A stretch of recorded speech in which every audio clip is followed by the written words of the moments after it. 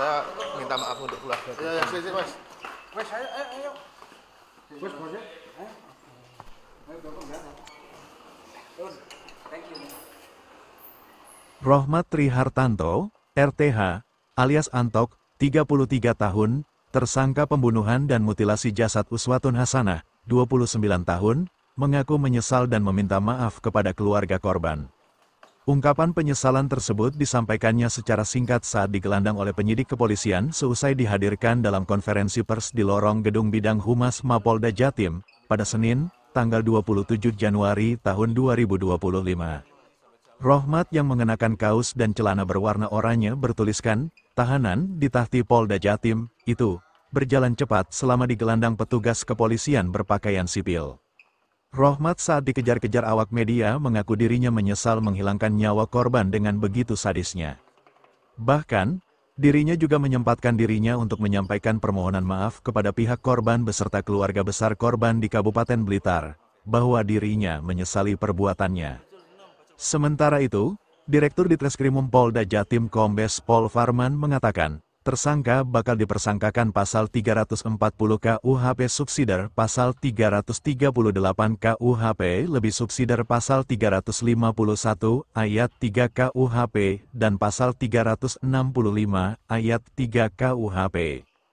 Yakni, mengenai pembunuhan berencana atau penganiayaan berat mengakibatkan korban mati, dan pencurian dengan kekerasan hingga korban meninggal dunia.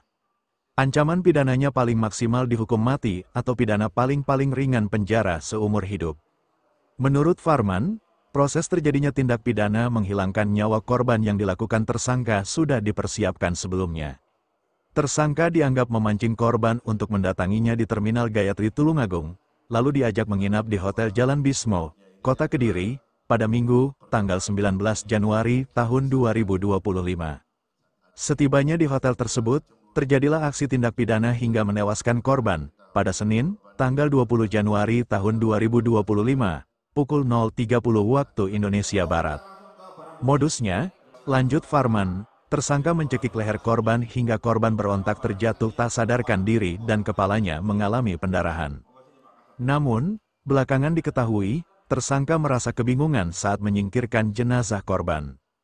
Hingga akhirnya, ungkap Farman, tersangka memutuskan memindahkannya dengan cara mengemas dalam koper. Karena ukuran tubuh korban tak muat dimasukkan dalam wadah koper itu, tersangka memutuskan memotong-motong bagian tubuh korban menjadi 4 bagian tubuh, yakni 2 kaki, 1 kepala dan 1 badan. Lalu mengenai motifnya, Farman menerangkan, tersangka mengaku sakit hati dengan kelakuan korban yang berselingkuh dengan pria lain.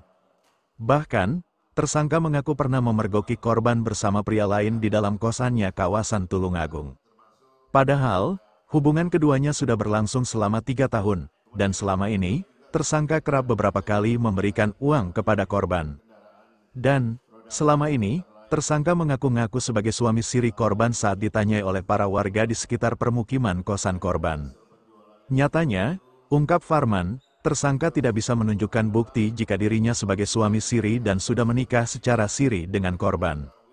Kemudian, motif lain, Farman menerangkan, tersangka merasa tersinggung karena korban kerap mengolok-olok anak perempuannya. Perlu diketahui, tersangka memiliki istri sah yang dikaruniai 2 anak perempuan. Nah, korban pernah mengolok-olok dan menyumpah serapahi anak tersangka dengan ucapan yang tidak terpuji. Tak cuma itu, Farman menambahkan, tersangka juga begitu merasa mendendam karena korban pernah menyuruh tersangka untuk menghilangkan anak kedua tersangka, dan pernyataan atau ucapan dari korban menimbulkan dendam bagi benak tersangka. Download Tribun X sekarang, menghadirkan lokal menjadi Indonesia.